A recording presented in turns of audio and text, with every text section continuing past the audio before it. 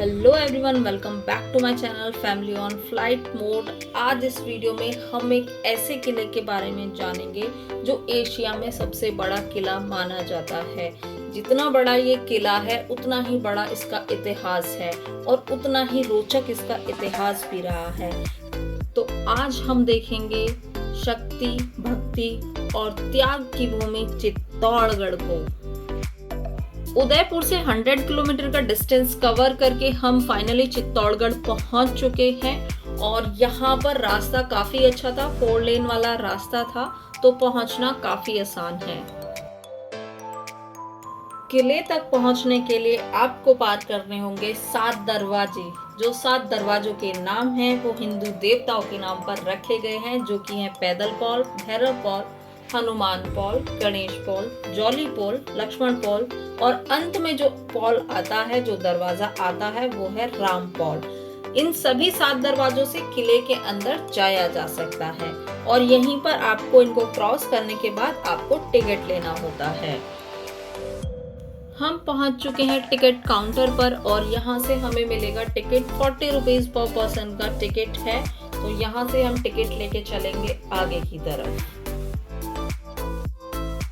7 दरवाजों वाला ये खूबसूरत किला 700 एकड़ के क्षेत्रफल में फैला हुआ है, जिसके डिस्टेंस की अगर मैं बात करूं तो 8 किलोमीटर का डिस्टेंस ये कवर करता है। सबसे अच्छी चीज है कि यहाँ पर जो भी इमारतें हैं, जो भी मंदिर हैं, जो भी अट्रैक्शन पॉइंट्स हैं, उन सभी को आप बाय कार या बाय बाइक देख सकते हैं। तो सबसे पहले हम आ चुके हैं मीरा टेम्पल में, तो चलिए अंदर चलते हैं और यहाँ पर 2 डिफरेंट अलग टेम्पल हैं, वो हम देखते हैं।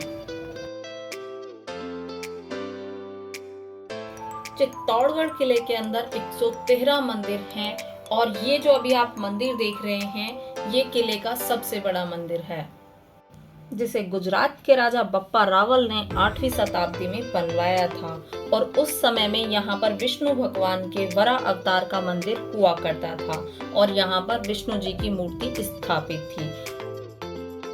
लेकिन जब अलाउद्दीन खिलजी ने 1303 में चित्तौड़गढ़ पर हमला किया तो उसने सभी मंदिर, सभी मूर्तियां, सारे ही जल कुंड, उनकी दीवारें तोड़वा दी और सारा कुछ नष्ट कर दिया। और ये जो अभी आप दूसरा छोटा मंदिर देख रहे हैं, इसी परिसर में ये मीरा बाई जी का मंदिर है, क्योंकि बताया जाता है कि मीरा जी का जो ससुराल था वो चित्तौड़गढ़ में ही था। और यहाँ पर जो आप मूर्ति देखेंगे, श्री कृष्ण जी की मूर्ति आपको मीराबाई जी के साथ देखने को मिलेगी। ये वही जगह है जहाँ पर मीराबाई जी को जहर दिया गया था और वो अमृत में बदल गया था और जो सांप से भरी हुई टोकरी उनको दी गई थी वो फूलों में बदल गई थी। श्री कृष्ण जी की जो ओरिजिनल मूर्ति थी यहाँ पर पहले, उसे मीराबाई जी अपने साथ द्वारका ले गई थी और भक्ति करते हुए उसी में वो समा गई थी।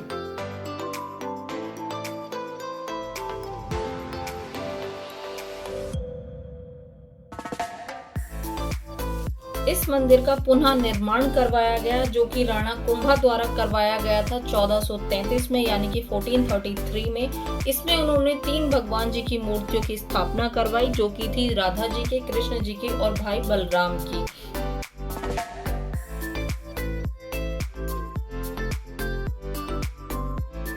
इसी परिसर में आपको देखने को मिलेंगे संत श्री शिरोमणि जी की चरण पादुकाएं।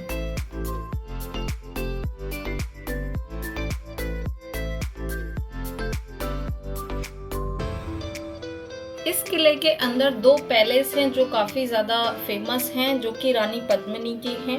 एक पैलेस में वो समर के टाइम में रहती थी, इसलिए इसको समर पैलेस बोलते हैं, और दूसरा है विंटर पैलेस, जिसमें वो विंटर के टाइम में रहा करती थी।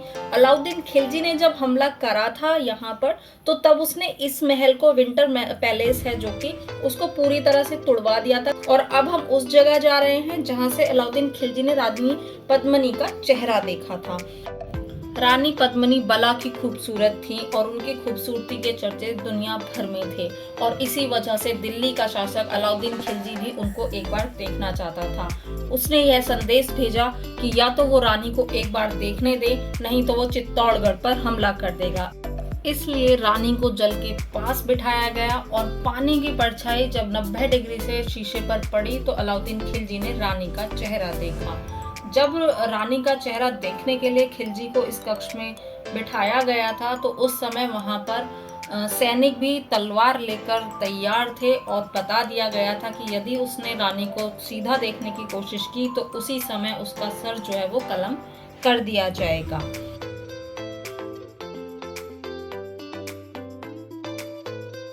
हम चलते हैं एक ऐसे स्तंभ को देखने के लिए जिसका जो फोटो है, जो पिक्चर है, वो हमें राजस्थान पुलिस के लोगों पर भी देखने को मिलती है। तो जानते हैं क्या है इस स्तंभ की कहानी।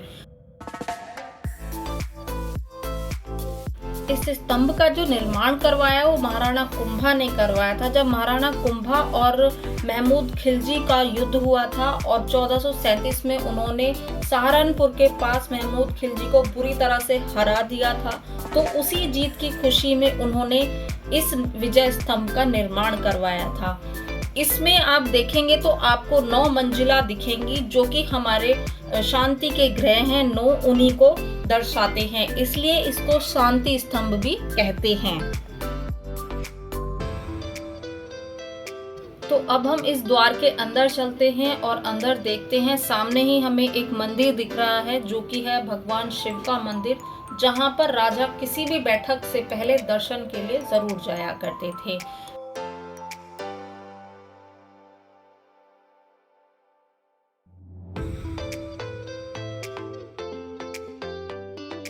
तो यहाँ से हम पहले चलेंगे राइट साइड में। राइट साइड में हमें एक द्वार जैसा दिख रहा है और एक पार्क दिख रहा है। तो जानते हैं पहले हम इस पार्क की और उस द्वार की कहानी को।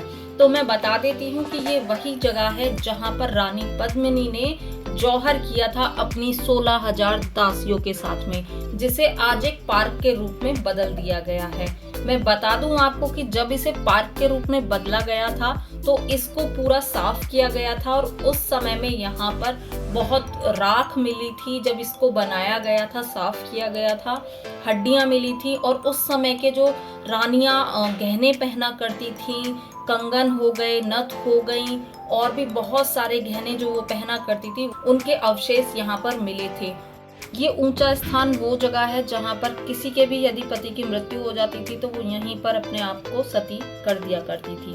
1303 में अलाउद्दीन खिलजी ने जो चित्तौड़गढ़ के किले पर आक्रमण किया था और वो जब सारे ही पुरुष जो थे वो शहीद हो गए थे उस युद्ध में, तो अलाउद्दीन खिलजी से बचने के लिए, उसको हराने के लिए खिलजी के महल पहुंचने से पहले ही रानी जल महल की गुप्त सुरंग से होकर इस नॉर्थ दरवाजे से अपनी 16,000 दासियों के साथ जौहर करने के लिए इस स्थान पर आ गई थी और यहाँ रानी पद्मिनी 16,000 दासियों के साथ सती हो गई थी और ये अलाउद्दीन खिलजी की सबसे बड़ी हार हुई थी। और आज के समय में भी आपको यहाँ पर एक हवन कुंड देखने को मिलता है और इस जगह पर मार्च के महीने में एक मेला भी लगता है।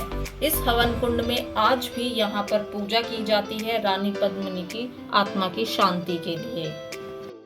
अब हम चलते हैं नॉर्थ दरवाजे के बिल्कुल ही सामने जो शिव मंदिर है उसमें दर्शन करने के लिए, जिसमें हमें भगवान शिव के दर्शन करने को मिलते हैं। तो मैं बता दूं आपको, जब अलाउद्दीन खिलजी ने 1303 में यहाँ पर हमला किया था, आक्रमण किया था, तो उसने सारे ही जो मंदिर थे उनको खंडित कर दिया था, तोड़वा दिया था। बहुत ही ज्यादा नुकसान उसने मंदिरों को पहुंचाया था। इसका पुनः निर्माण करवाया गया 1428 में। महाराणा कुंभा के पिता ने इसका पुनः निर्माण करवाया।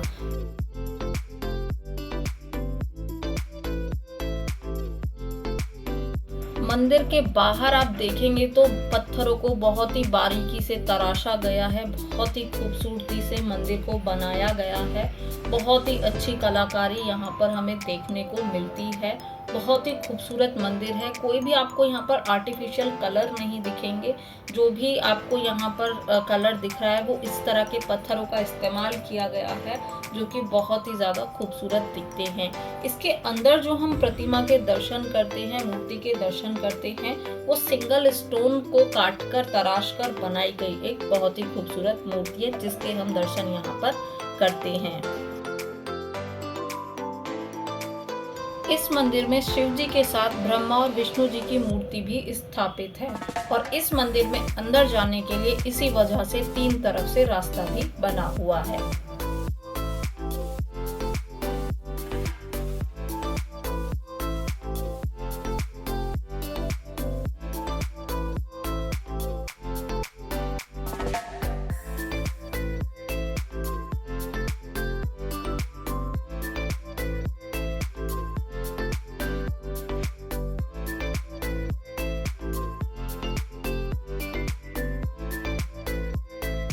अब हम चलते हैं किले के एक और हिस्से को देखने के लिए, उसके बारे में जानने के लिए। मैं बता दूं आपको कि वैसे तो इस किले में 84 कुंड हैं, लेकिन ये जो अभी कुंड हम देखने वाले हैं ये बहुत ही खास कुंड है। खास इसलिए है कि इसमें जो पानी गिरता है वो एक ऐसे पत्थर में से गिरता है जिसका आकार गाय के मुख जैसा है और आज तक किसी को ये बात नहीं पता चली है कि कहाँ से वो पानी आता है। और इसके बारे में जो खास बात है वो ये है कि सर्दियों में जो इसमें पानी गिरता है वो गर्म गिरता है और गर्मियों में जो पानी गिरता है वो ठंडा गिरता है। और ये वही कुंड है जिसमें रानी पद्मिनी स्नान के लिए आया करती थी। नीचे के हिस्से में जहाँ से पानी गिरता है वहाँ पर एक शिवलिंग भी है।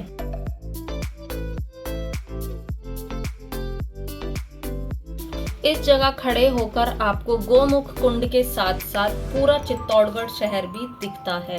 यहीं से एक सीढ़ियां जा रही हैं जिससे रानी आया करती थी और जाया करती थी। तो अब किले में हम आगे की तरफ बढ़ते हैं और अब हम पहुंच चुके हैं काली मंदिर में। पहले मैं बता दूं आपको, यहाँ सूर्य मंदिर हुआ करता था लेकिन उसको अलाउद्दीन खिलजी ने खंडित करवा दिया था। हमीर सिंह प्रिंस हुए थे जो कि काली के बहुत बड़े भक्त थे। उन्होंने कलकत्ता से काली की मूर्ति को लाकर यहाँ स्थापित करवाया था और वही मूर्ति के दर्शन हम आज यहाँ पर करते हैं। अब हम खड़े हैं भीमलत कुंड पर और यहाँ के गाइड जो बताते हैं इसके बारे में कहानी, वो मैं आपके साथ अब शेयर करती हूँ। तो बताया जाता है कि जब गुप्त वनवास के समय में पांडव यहाँ पर आए थे और उन्होंने यहाँ पर एक रात बिताई थी, तो माता कुंती को प्यास लगी थी। तो उन्हीं की प्यास को बुझाने के लिए भीम ने अपना लेफ्ट पैर यहाँ पर मारा था और जिससे एक फुहार निकली और माता कुंती की प्यास बुझी थी। तो जब राणाओं का समय आया था उन्होंने इसका निर्माण करवाया और इसी वजह से इस कुंड का नाम भीमलत रखा गया। अगर आप इसका ड्रोन व्यू देखेंगे तो ये आपको भीम के लेफ्ट पैर के जैसा दिखेगा।